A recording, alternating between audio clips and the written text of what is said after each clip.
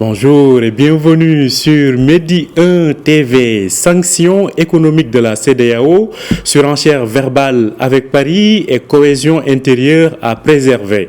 Le Mali fait face à une situation complexe, sans parler du front sécuritaire avec la lutte contre les groupes armés dans le nord de son vaste territoire. Vers où nous mène la crise malienne? C'est ce que nous allons essayer de savoir ce matin avec notre invité. Il s'agit de Madi Ibrahim Kanté. Il est le coordonnateur du Timbuktu Institute à Bamako et il est en direct avec nous depuis Addis Abeba. Bonjour et bienvenue à vous, Madi. Bonjour, merci pour l'invitation. Merci à vous de l'avoir accepté. Alors, on le disait, les fronts sont multiples pour Bamako. Où nous mène cette crise malienne? Alors, actuellement, au niveau de Bamako, on trouve que la situation est complexe. Pourquoi? Parce que même si on voit que le gouvernement de transition a vraiment des soutiens au niveau de la population, mais en même temps, quand on regarde la situation actuellement, il y a une difficulté, même si on ne peut pas considérer ça comme une grande difficulté. Pourquoi? Parce qu'à partir de prix, on trouve presque tous les prix vont vers une hausse. Alors, ça c'est une situation et en même temps aussi on trouve au niveau de la population une partie, même si c'est pas la grande partie, même s'il y a une partie aussi qui ne parle pas, qui sont toujours contre à toutes les situations qui sont en train de se passer actuellement au Mali, que ce soit au niveau de la relation Mali-France ou au niveau de la CEDEAO, il y a une petite partie qui est en train de s'opposer pour dire que pourquoi le pouvoir en place n'arrive pas à trouver une solution pour essayer de trouver un consensus avec la CEDEAO, ainsi d'essayer de normaliser la situation avec la France toujours. Voilà. Je pense quand même actuellement il y a une certitude, il y a une petite confirmation comme quoi la situation, on aura la solution bientôt, comme on a eu des annonces au niveau de certains responsables du gouvernement. Alors, peut-être vers une sortie de crise, mais quelle devrait être cette solution à la crise malienne, sachant que l'Union africaine s'est impliquée? Alors, vers quoi risque-t-on de s'acheminer comme compromis finalement entre les parties? Effectivement, je pense bien ce qui sera la solution ou la porte de sortie pour le cas du Mali. Ça sera bien sûr au niveau de la CEDEAO, au niveau de l'Union africaine, au niveau de l'Union africaine qui est intervenu pour essayer de faire une négociation avec les deux côtés, c'est-à-dire au niveau de la CEDEAO et en même temps au niveau du Mali. Comme vous avez bien entendu, quand le président de la commission de l'Union africaine, Moussa Faki, a été au Mali, il a vraiment bien dit comme quoi il faut que le Mali et la CEDEAO retournent sur la table du dialogue pour qu'on puisse trouver une solution par rapport à la situation. Bon, maintenant, je pense bien, par rapport aux conditions qui ont été mises par la CEDEAO et ainsi que les conditions du gouvernement de transition au Mali, toutes ces conditions-là, il y aura vraiment un recul de tous les côtés pour qu'on puisse trouver une sortie au niveau de ça. Mais quand même, c'est l'Union africaine qui reste toujours comme l'acteur principal dans la négociation entre les deux parties au niveau du Mali quand même. Alors, l'une des questions qui se pose aujourd'hui, c'est l'impact justement de cette crise dans la cohésion au Mali. Mais avant cela, il y a quand même, on a vu le ton monter entre Bamako et Paris. Aujourd'hui, il y a peut-être un problème, en tout cas, de confiance entre les deux parties. Alors, des États sont là dans l'Union africaine, mais aussi dans l'environnement entre l'Afrique du Nord et l'Afrique de l'Ouest, comme le Maroc. Si aujourd'hui, il y avait un rôle de médiation à jouer, pensez-vous que le Maroc fait partie de ces pays qui ont cette crédibilité-là pour jouer cette médiation? Ok, avant de répondre au niveau du Maroc, déjà au niveau du Mali, quand on regarde au niveau cohésion sociale à l'interne, effectivement, on peut même parler pour dire que c'est la première fois qu'on trouve que la population, une grande partie de la population malienne, ou la majorité se trouve derrière un pouvoir en place, notamment un pouvoir qui est passé par des coups d'État. Alors, ça, c'est la première fois de remarquer ça au niveau du Mali.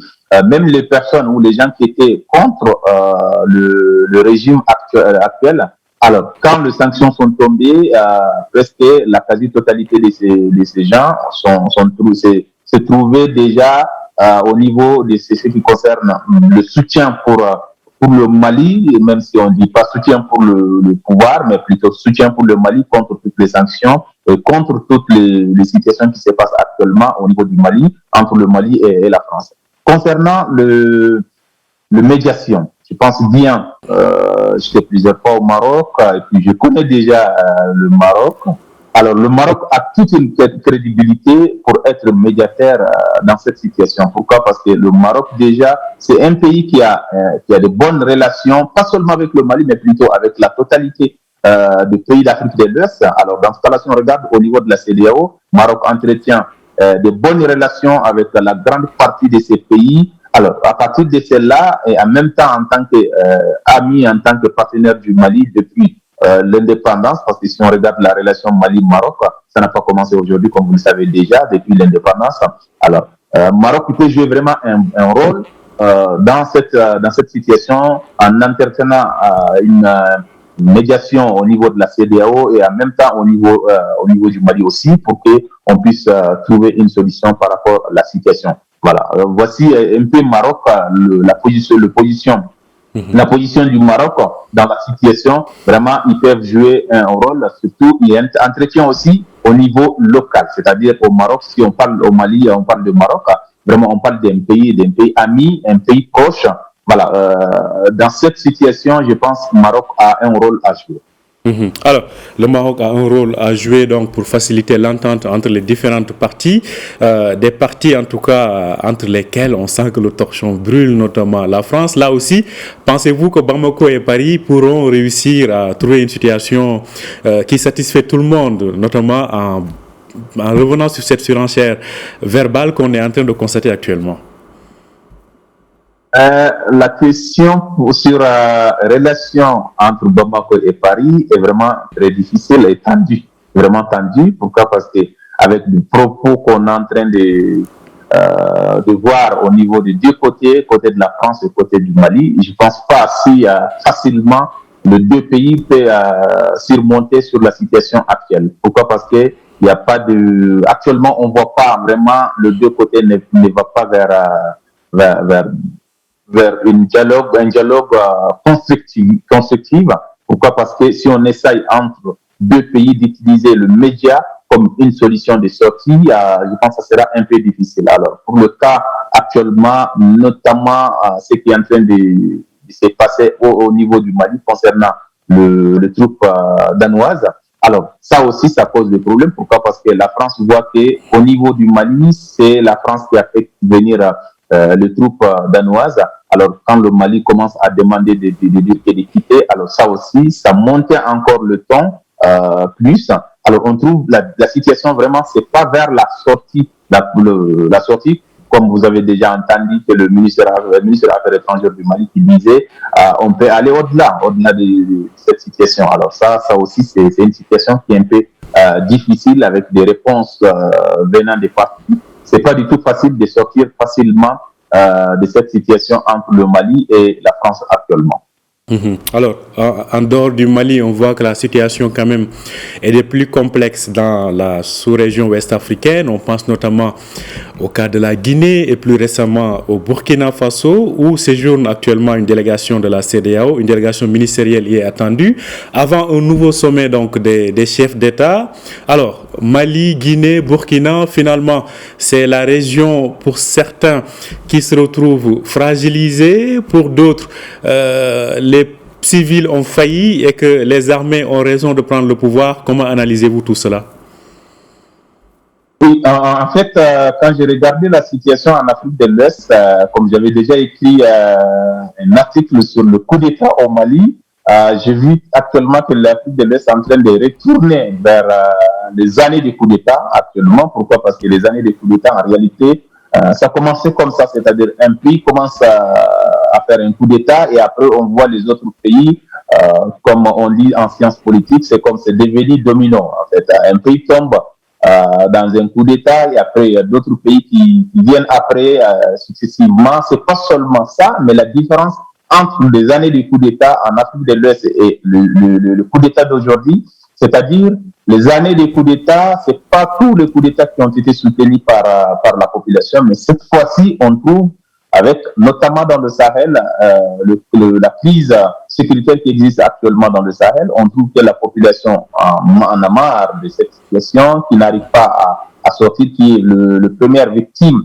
de cette situation sécuritaire, alors qui sont prêts à choisir n'importe qui pour dire qu'il peut assurer notre situation, ce qui s'est passé actuellement au cas du Mali, et en fait aussi, on trouve la même chose actuellement au Burkina, parce que quand le coup d'État, avant le coup d'État du Mali, on trouve déjà la population qui était déjà dans la rue, qui demandait le départ, et après maintenant, le coup d'État est arrivé. Alors, le cas du Burkina aussi, il y a eu à un moment donné, le peuple burkinabé sont sortis aussi pour dire que voilà, il faut quitter le pouvoir si vous n'arrivez pas à gérer la situation sécuritaire, parce qu'on voit que la population qui meurt un peu partout, notamment de forces des armées aussi, les sécurités. Alors, suite à ça aussi, on voit aussi la même chose. Quand on voit cette situation, on voit encore la population qui descend dans la rue pour dire que voilà, on est avec le putschiste, on est en train de soutenir. Pourquoi? Parce que la situation, le président qui était Kaboré, qui était là, il n'a pas pu trouver une solution par rapport à la situation. Actuellement, si vous regardez le commentaire au niveau du Burkina Faso à la télévision, on trouve la population qui montre vraiment qu'on soutient ça. C'est pas seulement on soutient, ils disent même, ils montrent comme quoi même on est prêt pour les sanctions de la CEDEAO, parce que la CEDEAO n'a pas pu régler le problème quand Kaboré était là. Alors actuellement, si Kaboré est parti, CEDEAO essaie de nous faire des sanctions, pourquoi pas il n'est pas venu pour nous trouver une solution depuis combien d'années que le Burkinabé est en train de subir des situations difficiles sécuritairement, notamment le nord jusqu'à Ouaga. Moi, j'étais au Burkina Faso plusieurs fois. J'ai trouvé que la situation vraiment là au niveau de la population, c'était une situation très difficile, notamment dans le zone du nord, frontière Mali-Burkina. J'ai passé par cette zone-là. On trouve que la population n'arrive même pas à faire leurs activités économiques, exactement comme le cas du Mali, le nord du Mali, ou même vers le centre du Mali. Voilà, je pense qu'on est vers une autre ère, nouvelle ère pour l'Afrique de l'Est, qui est une nouvelle ère de coup d'État aussi encore, qui a commencé depuis le coup d'État au Mali. Alors, une nouvelle ère de coup d'État. Alors, selon vous, comment parvenir à mettre fin à ce nouveau cycle de putsch dans la région? Ok. Écoutez, par rapport au coup d'État en Afrique de l'Ouest actuellement, si on regarde le coup d'État, c'est sur le base de deux choses. La première des choses, c'est l'insécurité. Deuxième des choses, c'est tout ce qui est du changement au niveau constitutionnel. Alors, comme le cas de la Guinée. Pour trouver une solution au niveau de la situation, d'abord, il faut écouter la population. Parce que l'erreur qu'on est en train de faire dans le Sahel en général, c'est de ne pas écouter la population. Pourquoi? Parce que je suis un homme de terrain qui était sur le terrain, essayer d'être à côté de la population pour l'écouter, ce qu'ils ont, pour essayer de faire des rapports, pour faire des études. Je trouve qu'au niveau que ce soit au Mali, au Burkina ou même au Niger, on n'écoute pas la population. On ne voit pas la souffrance de la population locale. Alors, il faut regarder d'abord au niveau de la CEDEAO, comment la CEDEAO peut intervenir pour trouver une solution aux différentes situations sécuritaires qui existent actuellement en Afrique de l'Ouest, précisément dans le Sahel, pour éviter tout ce qui est des coups d'État dans cette zone-là. Ça, c'est numéro 1. Numéro 2, si on regarde aussi, dans cette zone-là, là où il y a l'insécurité, on trouve aussi tout ce qui concerne le développement. La population a vraiment des difficultés d'essayer d'aller très loin parce qu'ils n'arrivent pas à faire leurs activités, comme quand j'étais à Gao. La population disait, oui, on avait telle activité, mais le problème, on ne peut plus sortir de nos maisons pour aller faire nos activités. Alors, dans cette situation, comment on peut vivre? Comme certains me disaient, actuellement, c'est comme on est emprisonné chez nous. On est emprisonné sans ravitaillement pour le trouver au niveau de l'État aussi. Alors, qui voit que l'État n'existe pas. Alors, ce qui règne ici actuellement, c'est des groupes terroristes, des groupes d'extrémisme violent qui existent actuellement, qui nous empêchent de faire nos activités pour qu'on soit d'accord avec eux, pour dire que voilà, on est d'accord avec vous, et laisser ces gens-là pour qu'ils puissent aller faire. Alors, dans ce cas-là, on trouve que la population est tombée dans la main des terroristes et des extrémismes. Alors, dans cette situation, pour trouver la solution, il faut que la CEDEAO écoute bien la population, regarde la situation et essaye d'apporter, pas des sanctions, mais plutôt d'apporter tout ce qui est aide de développement au niveau de la population, pas seulement de lutter contre le terrorisme par des armes, parce que déjà on a lutté contre le terrorisme par des armes plusieurs années, c'est pas seulement nos pays, mais plutôt même les grandes puissances ont essayé de lutter contre le terrorisme par des armes, et à la fin ils n'ont pas pu faire, ils sont allés vers une autre méthode qui a pu peut-être qu'on peut dire essayer de baisser les tensions pour certains pays. Alors je pense bien la CEDEAO et nos pays et même le partenaire de ces pays-là doit aller vers cette méthode-là pour qu'on puisse trouver une solution d'éviter tout ce qui est des coups d'État dans la région. Madi Ibrahim Kanté, je rappelle que vous êtes donc le coordonnateur du Timbuktu Institute à Bamako. Donc vous êtes en direct avec nous depuis Addis Abeba où se prépare le sommet, le 35e sommet donc de l'Union africaine. Merci d'avoir accepté notre invitation et merci pour tous ces éclairages. Merci beaucoup à vous aussi et bonne continuation. Merci. Bonne journée à vous. Merci à vous aussi de nous avoir suivis. Je rappelle que vous pouvez retrouver cet entretien sur notre site www.medianews.com. Bonne journée et bonne suite de programme sur Média TV.